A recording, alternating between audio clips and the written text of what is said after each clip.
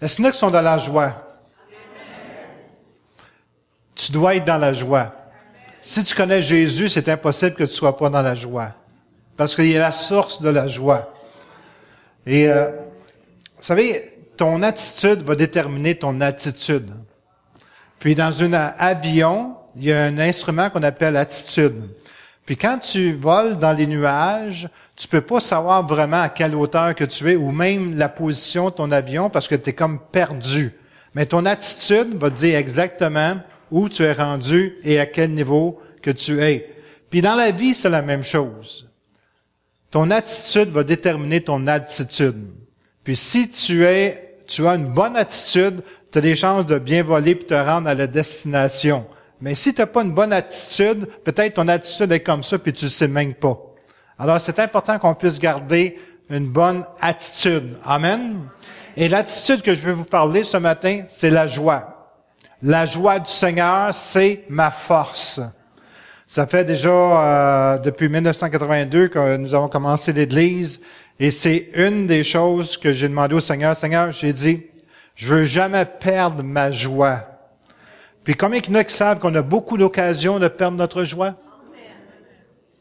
Dans une journée, dans une semaine, dans un mois, dans une année. Combien de fois qu'on a la possibilité de perdre notre joie?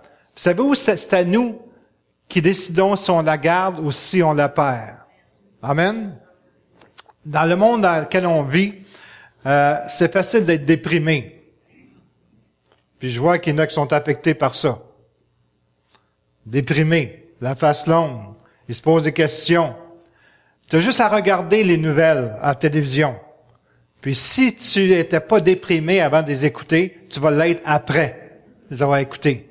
Parce que c'est juste négatif, négatif, négatif. On parle des morts qu'il y a eu à tel endroit, on parle des accidents, on parle des meurtres. Et même, on est rendu à montrer à la télévision les parties des gens qui se sont fait poignarder ou tirer ou des cervelles à côté ou c'est comme, ça sent bien un peu, excuse l'expression, dégueulasse. Hein? C'est comme, on n'a pas besoin d'entendre ça. Jamais ou presque jamais, tu vas entendre une bonne nouvelle à la télévision. Dis que quelqu'un a changé sa vie, a été transformé, il a la joie du Seigneur, c'est quelque chose qui va intéresser personne. Et ma propre philosophie sur le monde négatif, c'est celle-ci. C'est que le monde vive tellement dans la peur, allô, qu'ils veulent entendre pour voir jusqu'à où qu'ils devraient avoir peur. Je ne sais pas si vous me saisissez. Dans le sens que ils veulent entendre le pire pour être capable de dire, OK, il n'y a rien de pire qui va m'arriver que ça. C'est tellement négatif, le monde, c'est tellement brainwashé pour vivre dans le négativisme. Mais moi, je veux vivre dans le positivisme. Je veux vivre dans la joie du Seigneur. Et je peux vous dire ce matin que la joie du Seigneur, c'est ma force. Est-ce qu'il y en a qui sont forts ce matin de la joie du Seigneur? Vous savez, chaque Église possède ses propres valeurs. En anglais, on dit cores. C'est comme ses croyances ou qu'est-ce qu'ils veulent mettre en valeur dans l'Église. Et ceux qui connaissent notre Église, vous savez qu'une des valeurs, c'est qu'on accepte les gens comme qu'ils sont quand ils arrivent. Amen. Tu peux être riche, tu peux être pauvre, tu peux être tout ce que tu veux. Quand tu rentres dans l'Église, on veut t'accepter tel que tu es. On va s'arranger que tu changes, par exemple. On va faire notre effort que tu changes. Amen. C'est notre désir. Un autre, c'est qu'on met de la valeur sur la prière. Est-ce que vous êtes d'accord avec ça? Oui. Une autre valeur, c'est la louange et l'adoration. Comme vous avez vu ce matin, peut-être qu'ils sont ici pour la première fois, tu entends, je ne sais pas moi, crier en avant ou dans la salle, puis tu te dis, c'est une gang de fous? Non, c'est pas une gang de fous. C'est une gang qui aime Jésus. Alors, ça va toujours être comme ça, on ne changera pas cette valeur-là. Pour nous autres, c'est important que tu puisses exprimer ton amour pour le Seigneur. Puis s'il y en a un ou deux qui lâchent des cris, c'est correct. Si ça te dérange, assis-toi plus loin. Assis-toi très, très loin. Mais laisse-la faire comme qu'elle veut, parce que c'est une de nos valeurs. Une autre valeur, c'est que on valorise beaucoup la parole de Dieu. On aime beaucoup la parole de Dieu. D'ailleurs, elle nous guide. Une autre valeur que nous avons dans l'Église ici, c'est la marche dans le Saint-Esprit. Marcher, être dirigé par le Saint-Esprit. C'est ça qu'on veut. Même dans nos réunions, on veut être guidé par le Saint-Esprit. On veut pas que ce soit la chair, et je vais tout faire mon possible pour que la chair ne prenne pas le dessus dans l'assemblée. Combien il y en a qui savent que c'est facile pour la chair de prendre le dessus? Puis combien il y en a qui savent que si on a 250 personnes, il y a 250 personnes qui ont une possibilité de marcher dans la chair? Et je vais vous demander une question ce matin. Est-ce que tu es dans la chair ou dans l'esprit? Si tu es dans l'esprit, mets un sourire. Si tu es dans la chair, je dirais pas quoi, pas d'avoir l'air bête, mais en tout cas, fais qu'est-ce que tu veux. Moi, je veux marcher dans l'esprit. Je veux avoir de la joie du Seigneur. Pourquoi? Parce que la joie du Seigneur, c'est ma force. J'ai entendu des témoignages de personnes qui ont connu la joie du Seigneur, puis c'est comme ou la nouvelle naissance ou la renaissance, si tu veux, puis ils ont été complètement transformés. Puis on aimerait ça entendre des témoignages. Peut-être il y en a qui ont vraiment à cœur, de dire ça brûle dans mon cœur, je veux le partager, c'est correct. Mais une autre valeur que nous avons ici dans l'Assemblée, c'est la joie du Seigneur. C'est une valeur que, pour moi, elle est très importante. Amen. Il y en a qui l'ont saisi. Right? Hein? Anto? Tu l'as saisi, hein? Elle a toujours un sourire jusqu'aux oreilles, elle. Amen. Puis, elle écoute constamment les prédications, puis elle a de la joie dans son cœur, puis elle va à son travail, puis les gens ils disent, « Qu'est-ce que t'as? » Ben, elle dit, « J'ai la joie du Seigneur. » Alors, on fait un impact dans le monde par la joie que nous avons. Parce qu'on sait comment que le monde est négatif, et quand ils voient notre joie, ils veulent tirer de cette joie-là. Puis nous, on leur dit, notre joie, c'est à cause de l'espérance de la vie éternelle avec Jésus. Si tu l'as, cette joie-là, ou si tu l'as le salut, c'est ça qui devrait être ta joie, de savoir que tu vas être avec lui pour l'éternité. Oui, il y a des petites joies passagères, mais la joie principale, c'est de savoir qu'on est avec Jésus pour l'éternité. Le monde, il aime beaucoup toutes sortes de joies. Mais c'est pas vraiment de la joie, c'est du plaisir. Puis il y a une différence, on va le voir tout à l'heure, entre la joie et le plaisir. C'est bien d'avoir du plaisir, mais c'est mieux d'avoir de la joie.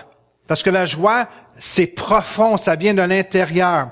Puis si je veux vous parler de la joie ce matin, c'est parce que des fois, il va vous arriver des épreuves. Combien il y en a qui savent qu'on a des épreuves de temps à autre? Durant la journée. Des fois, c'est plusieurs. Des fois, c'est par semaine. Des fois, c'est une par mois. Mais les épreuves sont là puis ils nous attendent. Amen. Alors, c'est comme quand l'épreuve te frappe, quelle attitude que tu devrais avoir envers cette épreuve-là?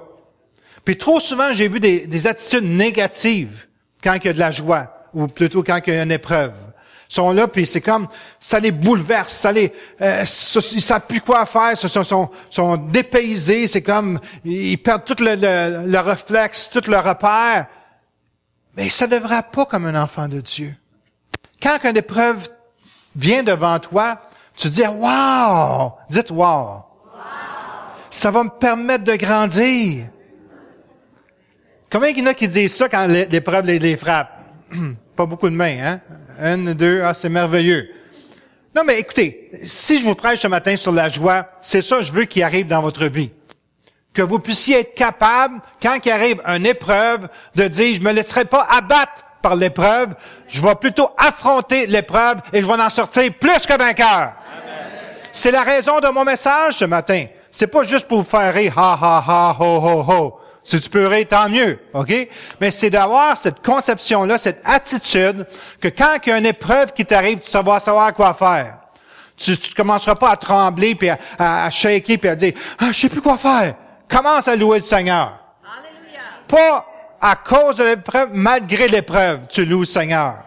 Parce que sans ça, pas le diable va t'envoyer toutes sortes d'épreuves pour que tu ris tout le temps. Mais c'est pas ça qui est le but. C'est d'être fort en Jésus. Puis ceux qui sont les plus forts en Jésus, c'est ceux qui sont capables d'affronter les épreuves et de garder leur joie dans le Seigneur. Ça veut pas dire que tu dis, ah, Seigneur, moi, beaucoup d'épreuves. Fais-en pas, ils viennent tout seuls. Tu n'as même pas demandé au Seigneur qui t'envoie l'épreuve, il te les envoie. Ça vient tout seul. Combien il y en a qui savent que ça vient tout seul? Puis même des fois, ça vient au travers des proches de nous autres. notre femme, notre mari, nos enfants, nos amis, nos épreuves viennent de toutes les manières, mais ils viennent. Mais toi, dis à ton voisin, toi, sois plus que vainqueur par celui qui te fortifie. Amen. M'en dire, as-tu compris, là? Non. As-tu compris, là? Choque-toi un petit peu. Comment? Parce que des fois, il faut se secouer. As-tu compris, là?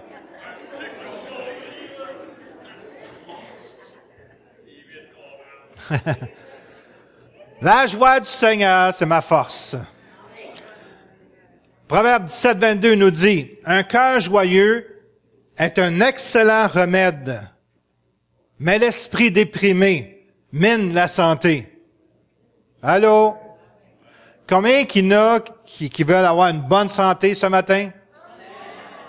Si tu veux avoir une bonne santé, assure-toi d'avoir ta dose quotidienne de joie. Amen. Beaucoup de personnes sont déprimées, puis sont déprimées parce qu'ils sont déprimés d'être déprimés. Est-ce que vous comprenez? Mais pourquoi tu ne seras pas joyeux parce que tu es joyeux d'être joyeux? Je ne sais pas si ça a du bon sens, qu'est-ce que je dis là? Ben, vous me comprenez, hein? Amen. Au lieu d'être toujours déprimé, puis la mine longue, puis « Oh, c'est long, c'est dur, c'est tough, c'est... » Arrête! Change ton attitude pour améliorer ton altitude. T'es trop bas, là. Monte dans les airs. Monte avec le Seigneur. Monte dans la joie du Seigneur. Amen. C'est la volonté de Dieu. Écoute, quand la parole a dit, si tu as un cœur joyeux, c'est bon pour ta santé. Wow! Juste là! Si tu veux éviter d'être malade, c'est ça que ça nous dit. Parce que même les scientifiques disent que c'est vrai, ce passage-là. Parce que si tu as beaucoup de joie, tu dégages, je m'en souviens plus, le produit chimique à l'intérieur de ton corps qui se dégage et endorphine ou je sais pas trop quoi, c'est comme la morphine quasiment. Tu es tellement joyeux. C'est pour ça que des fois, il y en a qui sont tellement joyeux qu'ils capotent, ils sont là, ils sont pleins de morphine. Bon, on sait pas pourquoi, OK? Mais c'est correct, OK? Il faut pas les juger si toi t'es sec et t'as pas de morphine dans toi. Fait que, soyons, piquez-vous pas, là. C'est pas ça que je dis, là. OK? Mais je dis que naturellement, il y a quelque chose qui se sécrète à l'intérieur de toi et qui te donne beaucoup d'énergie, de joie et de force et la santé. Alors, la joie est là pour ta santé. Pourquoi qu'on n'en profitera pas? Parce que le contraire, c'est vrai. L'esprit déprimé mine la santé. Autrement dit, quand tu es déprimé, tu as la face longue, c'est comme, il y a quelque chose qui va sucer tout le jus que tu as à l'intérieur pour te sécher, te rendre sec. Casse facilement. Tu n'as plus de jus. Mais la joie est là. La joie du Seigneur est là pour te donner de l'énergie. Que même s'il y a une épreuve qui arrive, ça plie, mais ça casse pas. C'est pas merveilleux? C'est la parole de Dieu qui nous dit ça. Alors, cette semaine, je commence une série sur la joie parce que les enfants de Dieu ont besoin d'être joyeux. Amen. Puis moi, je suis content de la jeunesse qui ont sorti vendredi. Puis, quand Nathalie parlait tout à l'heure, c'est comme, on est le sel de la terre. Et qu'est-ce qu'elle a fait avec le groupe de jeunesse? C'est comme, le sel s'est répandu. La lumière s'est allumée. Mais sais-tu que quand tu as la joie dans ton cœur, les gens te regardent, puis je vais te dire quelque chose, ils t'envient. Right? Tu vois quelqu'un de joyeux, tu veux être à côté de lui. C'est-tu vrai, ça? Tu vois quelqu'un de déprimé, tu veux te décoller de lui. Amen? On dirait, on est assez des fois déprimé qu'on n'a pas besoin d'être déprimé par quelqu'un d'autre qui est déprimé. Alors, on cherche toujours quelqu'un qui est rempli de joie. Pourquoi? Parce que la joie, c'est contagieux. Je pourrais commencer à rire, puis je le ferai pas ce matin, c'est pas mon but, là. Puis je rirai jusqu'à temps que 1, 2, 3, 4 commencent à rire. Puis là, ils riraient parce que les autres rient, puis ils rient. En tout cas, tout le monde rirait.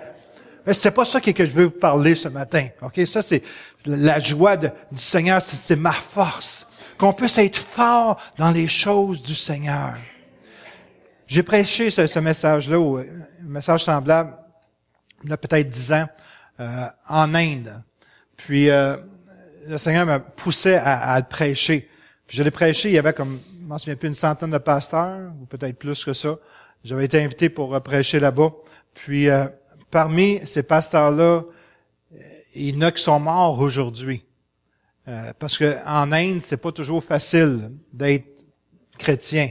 Il y a des extrémistes qui viennent, puis puis ils brûlent ta maison, puis ils font beaucoup de mal. Puis d'ailleurs, il y a eu dans l'organisation qu'on travaillait, des familles se sont sauvées dans le bois parce que ils voulaient les tuer. Les tuer à force à coups de machette puis de toutes sortes de choses. Puis il y a même une femme qui a accouché un enfant dans le bois. Faut le faire. C'est comme tu sauverais dans le bois ici au Québec là. Ok, t'as pas de maison, t'as rien là. Tu te sauves, tu te caches parce que les gens veulent te tuer. Puis elle a eu un enfant, elle l'a appelé Emmanuel. Dieu est avec nous. Ok. Alors c'est comme il y a une foi là-bas. Puis j'ai prêché sur la joie. Je savais pas pourquoi que le Seigneur voulait que je prêche, mais l'année après que j'ai passé, ils ont eu beaucoup de persécutions. Alors, ici, on peut pas dire qu'on est persécuté. Parce que vous savez pas c'est quoi la persécution.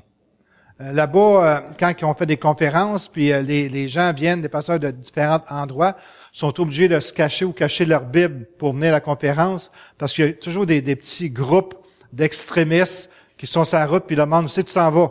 Puis s'ils ont un doute que tu es un pasteur, ils fouillent ton bagage, puis après ça, ils prennent des rods, puis ils te fouettent en pleine rue, puis ils te laissent quasiment pour mort. Alors, c'est difficile d'être chrétien dans des endroits comme ça.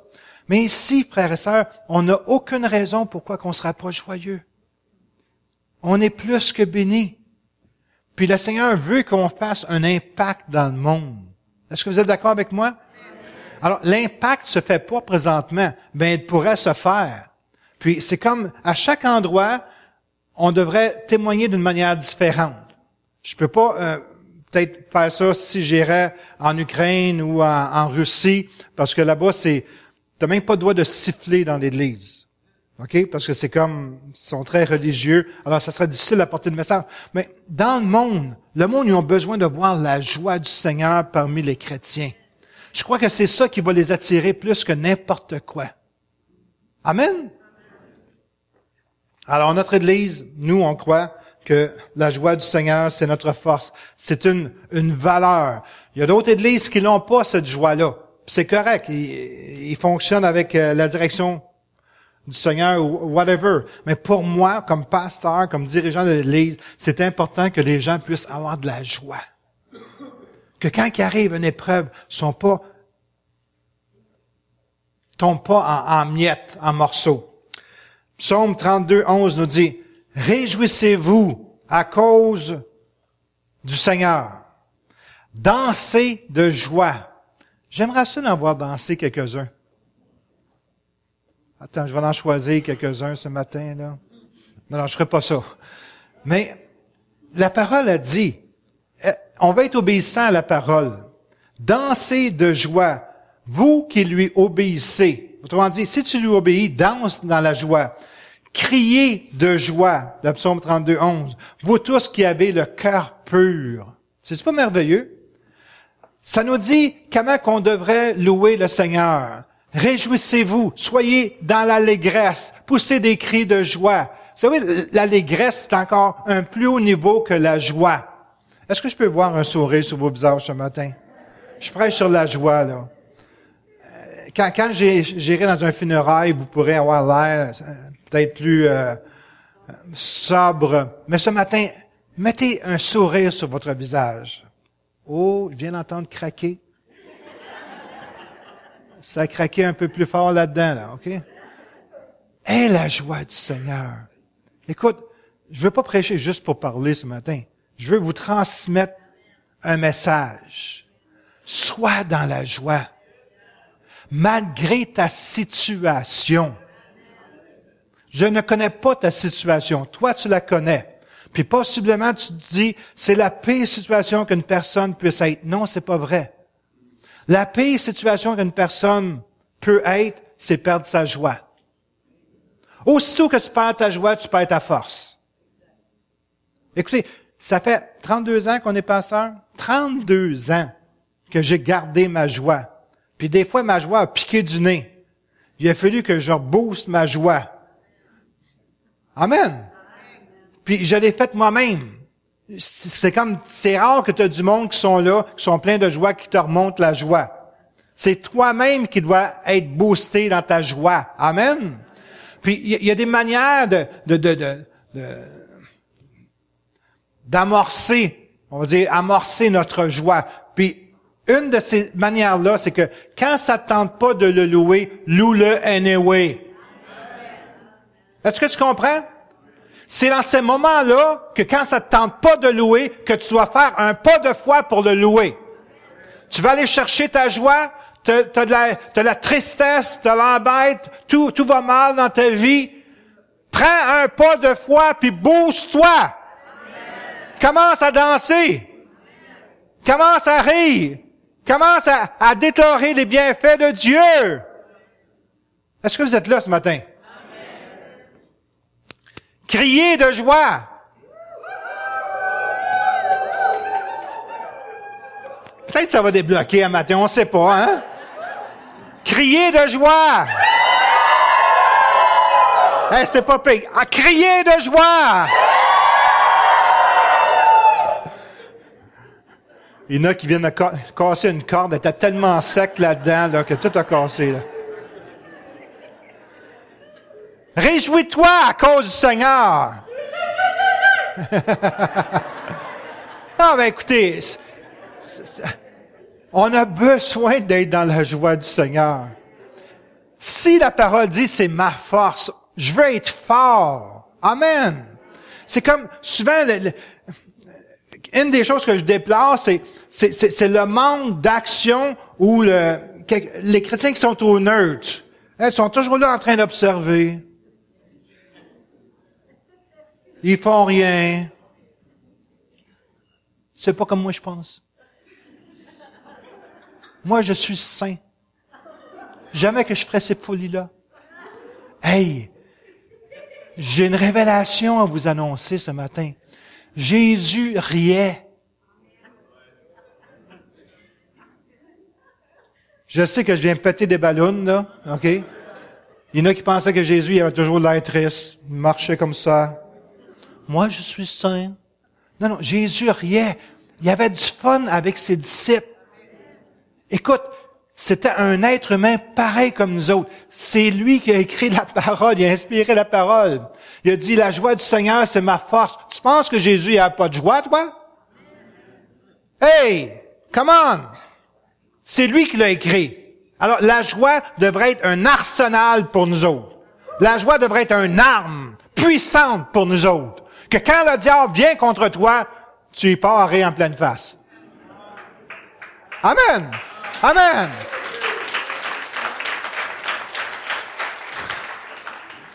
Tu le regardes dans les deux yeux, tu dis, ah, qui c'est que toi? Hein? Tu ris en pleine face, puis tu ris avec la gorge déployée, puis t'es là, t'as de la joie. Pourquoi? Parce que tu sais en qui t'as cru. Puis quand il va te voir rire, il va dire, j'ai plus d'affaires ici, moi, là. Parce que quand il te voit négatif, j'en ai un. Je vais le squeezer tout le jus. Il va être sec, ça va être facile à casser. Mais quand tu as de la joie, il veut pas rester là. Sais-tu pourquoi? Parce que lui, il connaît pas ça, la joie. Wow! Le diable ne connaît pas la joie. Il connaît la tristesse, il connaît la colère, il connaît tous les péchés. Mais la joie, il est pas capable de saisir c'est quoi la joie. Hey, c'est puissant, ça. Dieu nous a donné un outil qu'on appelle la joie. Et si tu es capable de l'avoir dans ton cœur, ancré dans ton cœur profondément, pas juste superficiellement. Parce que, qu'est-ce que je te dis ce matin, là? C'est que tu vas l'éprouver dans les prochains jours, les prochaines heures, les prochaines semaines. OK? On va tout la mettre en pratique. Mais quand une épreuve t'arrive, quand te boss t'annonce une mauvaise nouvelle, au lieu d'avoir déprimé, mets un sourire. Il va être déconcerté. Il ne voudra plus t'annoncer des mauvaises nouvelles. Il va vouloir juste t'annoncer des bonnes nouvelles. Écoute, c'est psychologique cet aspect-là, OK? Même toi, tu vas te sentir bien. Parce que quoi? Parce que tu vas faire confiance au Seigneur. Parce que quand tu as la joie dans ton cœur, tu démontres que tu as confiance dans le Seigneur, qu'il n'y a rien qui va te débranler. Mais aussitôt que tu entends une petite mauvaise nouvelle, tu dis, ah. On dirait que c'était une ballonne qui dessouffle. Ah. Écoute, c'est pas bien fort ton affaire, hein? On doit être ancré dans la parole de Dieu, dans la joie du Seigneur. Écoutez, j'aimerais vous dire que on doit toujours être au top, OK? Mais ça marche pas comme ça. Des fois, tu entends quelque chose de négatif, puis c'est presque normal que tu descendes un petit peu, OK? Tu fléchisses les genoux, mais tombe pas à terre. Quand tu fléchis les genoux, tu commences à te remémorer, la joie du Seigneur, c'est ma force. Puis là, tu remontes. La joie du Seigneur, c'est ma force. Puis là, tu te reconditionnes. Tu te refais des muscles. Amen. Tu mets des haltères ou je sais pas quoi, tu commences à courir, puis tu te reconditionnes dans la joie du Seigneur. La vie chrétienne, c'est un combat. On a tous des combats, right? C'est normal d'avoir des combats, mais c'est la manière que tu vas combattre. Parce que quand tu as la joie du Seigneur, tu peux regarder l'ennemi en face, puis il va te regarder. Bon, je vais en prendre un plus facile. C'est ça qu'il va dire. Mais si tu es là, regardons ça, si le diable est puissant. Il s'en vient contre moi. Je sais pas qu'est-ce qu'il va faire. Hey, il va apparaître 10 fois plus gros. Puis toi, tu vas apparaître 10 fois plus petit. Mais si tu es là, puis tu dis, you want a piece of mind? Come on, baby. Là, il va s'en aller, il va courir, il va se sauver. Amen. Parce qu'il va voir la confiance que tu as, pas en toi, mais en Seigneur. Amen. Tu vas influencer tout le monde autour de toi. Tu vas influencer ton épouse. Tu vas influencer tes enfants. Hey, imagine-toi, le père d'une famille, il est rempli de joie. Peut-être les enfants vont avoir une syncope, je sais pas, là, OK? Ils vont tomber en terre. Mon père est dans la joie. J'ai jamais vu mon père dans la joie. Tu vas déteindre sur la famille. Ils vont dire, wow, moi je veux être comme mon père. Combien d'enfants, quand ils voient leur père déprimé, disent, moi je veux être comme mon père. Je vais être déprimé le restant de mes jours. J'aime ça les faces longues. J'aime ça les rides. Non. Mais quand il voit quelqu'un de joyeux, il dit, hey, moi je veux être comme lui. Il me démontre que n'importe quoi qui arrive, il va avoir la joie du Seigneur dans son cœur. Hey, c'est une démonstration de foi. Quand tu as la joie, puis tu perds pas ta joie, tu persévères, tu continues, c'est une démonstration de foi. Tu dis aux gens autour de toi, regardez-moi, quoi que ce soit qui m'arrive, moi je vais continuer dans la joie. C'est pas beau de voir ça, hein? C'est pas plus intéressant de voir quelqu'un qui est dans la joie que quelqu'un qui est toujours déprimé? On continue. Là, peut-être que je vais en choquer quelques-uns. Joël, c'est pas moi qui l'ai écrit. Joël 2:23 nous dit, dansez de joie. J'ai hâte d'en voir quelques-uns danser de joie. Dans ma vie de ministère, j'ai été surpris quelques fois. Des gens que je pensais jamais qu'ils étaient capables de danser de joie se sont retrouvés en avant puis étaient en train de danser de joie. J'ai quasiment tombé sur ma chaise.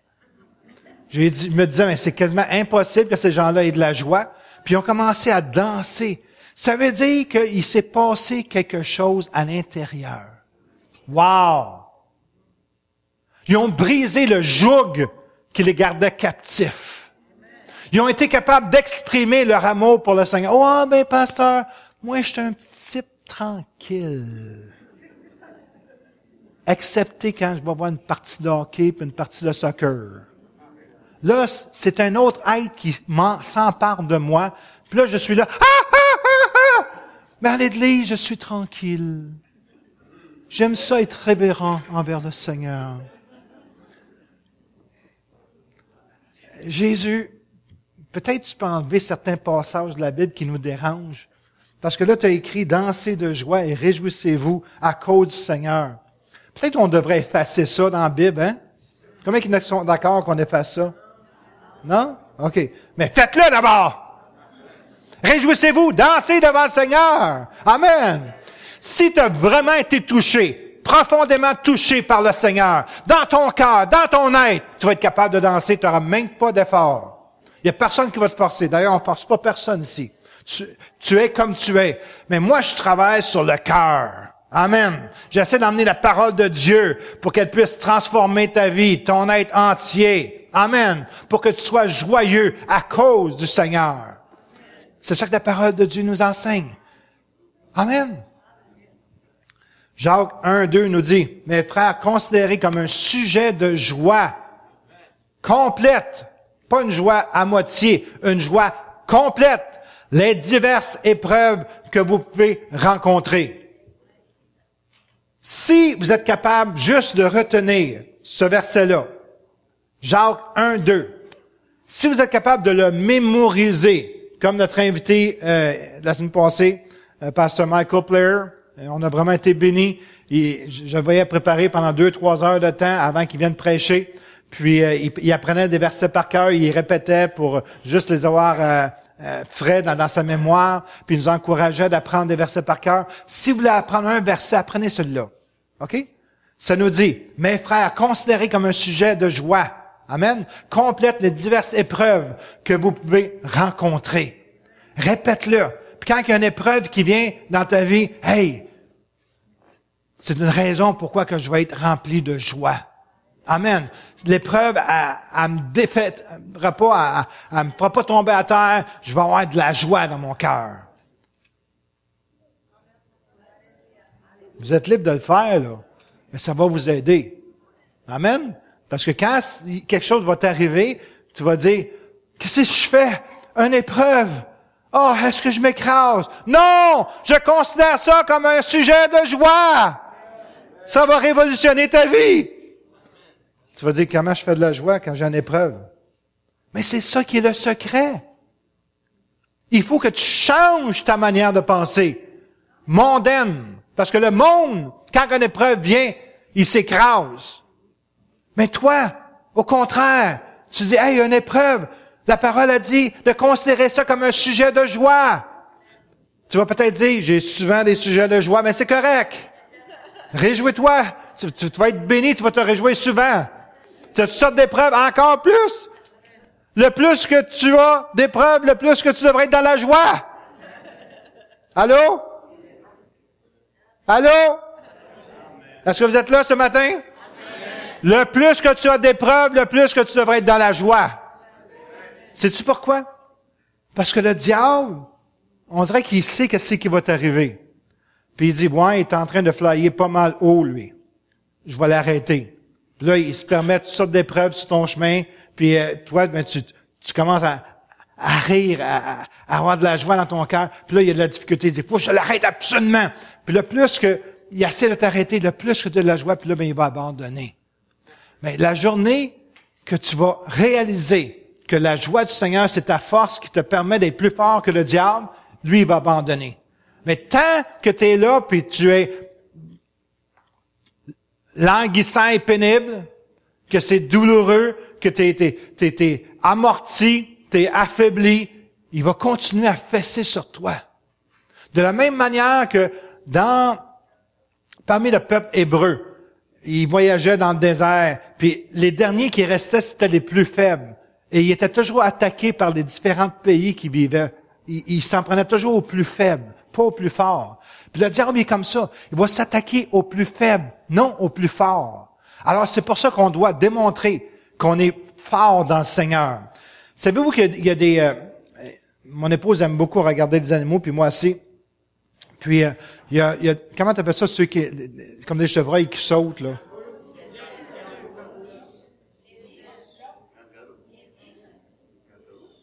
Non, pas kangourou. En Afrique. C'est comme des chevreuils, là. Des antilopes. Merci beaucoup. Alors, il y en a d'autres qui écoutent des programmes de... Les antilopes, ils sautent. OK? C'est vraiment beau de voir ça. Puis quand le lion ou les lionnes, parce que c'est les lionnes qui font la guerre, la chasse, quand les lionnes les voient sauter en pleine forme, OK, comme ça, ils les chassent pas ceux-là. Parce qu'ils savent qu'ils ont trop d'énergie, puis ils seront pas capables de les pogner. Mais s'il y en a un autre qui saute, ils vont s'attaquer à cette antilope-là parce qu'ils savent qu'ils n'ont pas besoin de dépenser beaucoup d'énergie. C'est la même chose quand le diable te regarde. Tu dois être là en train de sauter, OK? Il dit, viens-t'en, on va du fun. C'est ça que tu dois faire. C'est bon pour le diable, c'est bon pour toi aussi. De savoir que tu as la force du Seigneur, tu as la joie du Seigneur. Amen. Oh, je suis excité matin. La parole te dit, la force du Seigneur ou la joie du Seigneur, c'est ta force. Alors, tu dois toujours être rempli de joie pour être dans la force du Seigneur, pour pouvoir contrer l'ennemi qui va venir contre toi. Amen. Écoute, c'est la logique même. Les gens doivent te regarder puis dire, wow, lui là, il va aller loin dans la vie. Même quand tu vas chercher une job, si le boss te voit arriver, je veux-tu avoir un job? Oui, monsieur, on va prendre vos noms, là, puis on vous rappellera, OK? Mais arrive, pense autant comme ça! Il va dire, ouais, il est pas mal bizarre, lui, je pense qu'on va l'engager. Amen! C'est ça qui arrive! Ils ont besoin de voir la différence dans chacun d'entre nous. Amen! C'est pas d'avoir la joie. Amen. Continuez. Amen. Ouais, mais tu connais pas ma situation. Moi, je peux pas avoir de joie. Je souffre énormément. Oh, mon corps. Oh, j'ai telle maladie. Oh, la fibromyalgie. Oh, j'ai mal de tête. Oh, mon dos. Oh, mes jambes. Oh, mes oreilles. Oh, mes yeux. Sais-tu pourquoi que t'es malade? Parce que t'as pas de joie. Rentre la joie, la maladie va sortir. C'est aussi simple que ça. Ah oui, ils sont là. C'est négatif au bout. Ils sont toujours en train de se plaindre. C'est exactement ce que la parole de Dieu nous enseigne. Amen. Qu'est-ce que je vous ai lu tout à l'heure? Amen. Un cœur joyeux, c'est un excellent remède, mais l'esprit déprimé mine la santé. Tout simple que ça. Puis on fait le contraire, nous autres. Puis on pense, oh, Seigneur, guéris-moi. Je t'ai donné dans ma parole un remède. C'est encore mieux que des Tylenol. C'est encore mieux que des Robax. C'est encore mieux que tous les remèdes que tu peux avoir. Mets de la joie dans ton cœur, puis la maladie va sortir. Répète après moi. Mets la joie dans ton cœur, puis la maladie va sortir.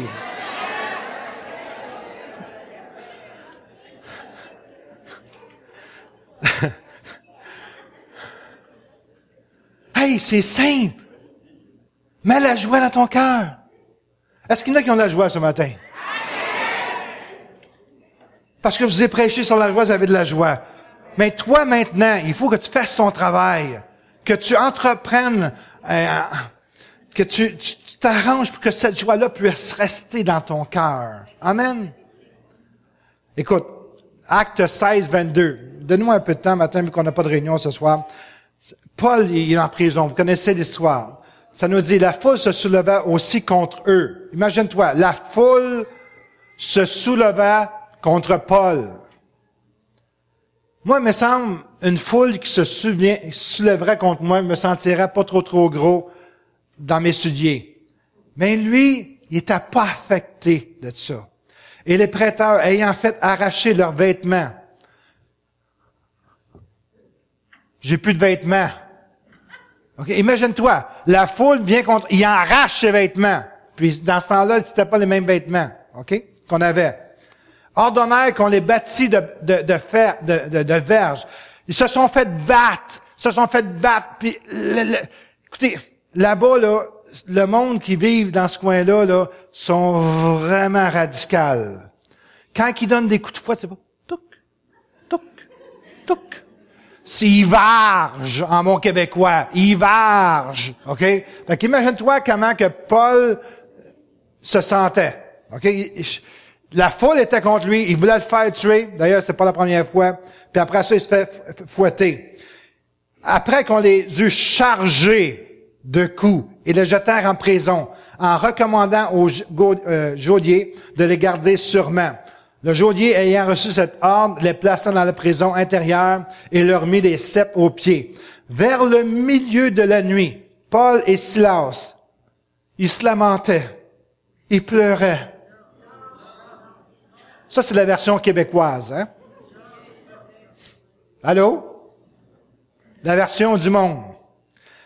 Vers le milieu de la nuit, Paul et Silas priaient et chantaient les louanges de Dieu.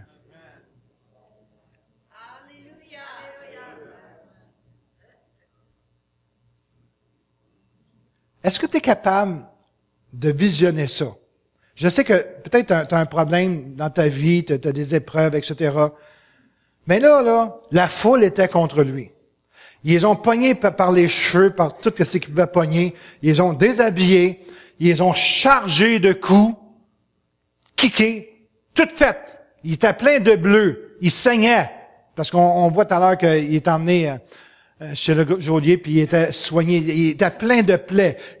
Vraiment magané. Puis là, il dépose tranquillement dans la prison. Non, il jette dans la prison. Savez-vous qu'est-ce qui se passait dans les prisons? C'est pas des prisons avec une télévision comme qu'on a aujourd'hui, avec l'Internet, avec des lits bien faits. Hein?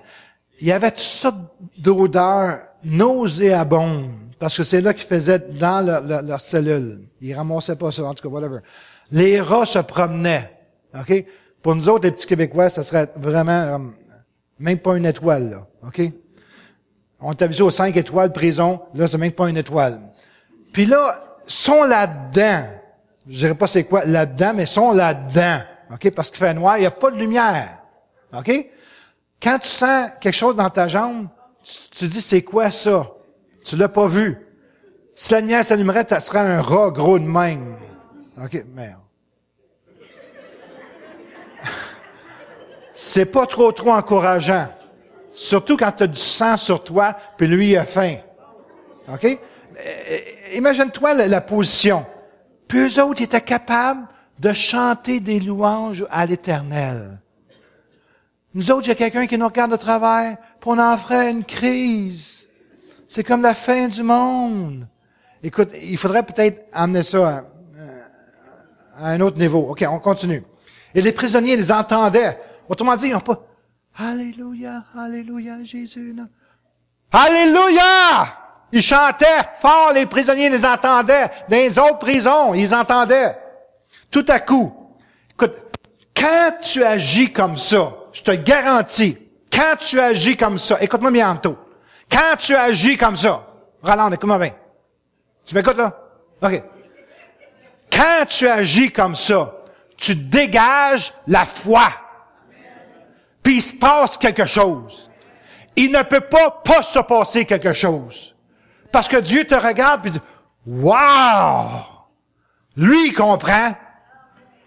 Au lieu de pleurnicher, ils sont là, puis il dégage de la foi. Puis Dieu honore la foi.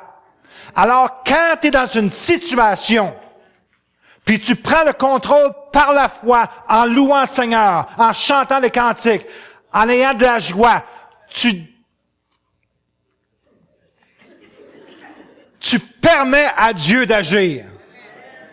Tu permets à Dieu d'intervenir dans ta situation. Parce que quand tu es là, tu es en train de pleurer, tu es en train de dire à Dieu, Dieu, tu n'es pas capable de t'occuper de ça. Moi, je vais m'occuper de ça. Et en bon québécois, you're making a mess. Tu règles pas la situation. Aie de la joie. Tu dégages de la foi. Tu permets à Dieu d'agir. Puis il va se passer des grandes choses, je te le garantis. C'est dans la parole de Dieu. Alors, tout à coup, imagine-toi la foi qui est dégagée. C'est comme un canon qui sort. Il se fait un grand tremblement de terre, en sorte que les fondements de la prison furent ébranlés. Au même instant, toutes les portes s'ouvrirent et les liens de tous les prisonniers furent rompus. Pourquoi? À cause de la joie qu'il y avait dans le cœur de Paul et Silas. Et c'est la même chose pour toi ce matin. Quand tu as une situation, puis tu dis, je me ris de la situation, la joie du Seigneur, c'est ma force, et je ne perdrai pas ma force. Il se passe quelque chose. La puissance de Dieu se manifeste pour honorer ta foi. C'est spirituel.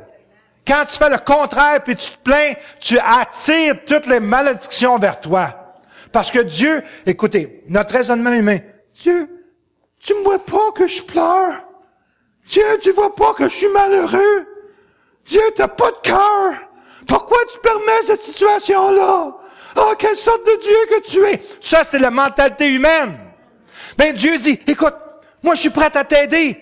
Mais aie simplement un peu de foi, puis je vais intervenir. Alors, c'est à toi à changer ta manière de raisonner, de dire, Seigneur, moi, là, écoute, shake, peut-être, je suis pas bien brave, mais je vais garder ma joie, parce que je vais savoir que tu vas intervenir. Seigneur, interviens. Puis le Seigneur intervient, parce que il est tellement béni de voir que ses enfants marchent dans la foi et non dans la peur. Alors, le geôlier s'est réveillé, et lorsque les portes de la prison ouvertes, il tira son épée, et elle a se tuer. Imagine-toi, il voulait se tuer. Alors, le geôlier, il dit, hey, mets la lumière, parce que Paul, il dit, écoute, fais pas de mal, on est ici. Et il les fit sortir. Il dit, Seigneur, qu'est-ce qu'il faut que je fasse pour être sauvé? Wow! Le Québec a besoin de voir une gang de chrétiens remplis de joie. Puis quand ils vont te voir rempli de joie, ils vont dire exactement ça. Qu'est-ce qu'il faut faire pour être sauvé, pour être comme toi, pour avoir la joie que toi tu as? Parce qu'ici, on est malheureux. On a des plaisirs, mais on n'a pas de joie. Oh my! On a des plaisirs, mais on n'a pas de joie. C'est la différence entre le monde et l'Église. On continue. Le psaume 13:5 nous dit, « Moi, je suis sûr de ton amour. » Le psalmiste qui dit ça à Dieu. « Mon cœur est joyeux parce que tu me sauves. J'ai la joie dans mon cœur parce que je suis sûr de ton amour. Je veux chanter le Seigneur pour le bien qu'il m'a fait. » Robert, veux-tu venir, s'il vous plaît? Les jambes, c'est Tertullien qui a dit ça.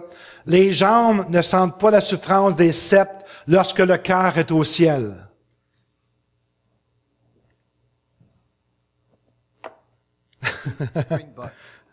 Il m'a amené un antilope qui saute. Ça. Springboks. OK. Alors, à la fin de la réunion, je vais vous voir sauter. Amen? Tu peux-tu monter sur l'écran? Tiens, veux-tu venir chercher? Amen. OK. Tertullien a dit, les jambes ne sentent pas la souffrance des sceptres lorsque le cœur est au ciel.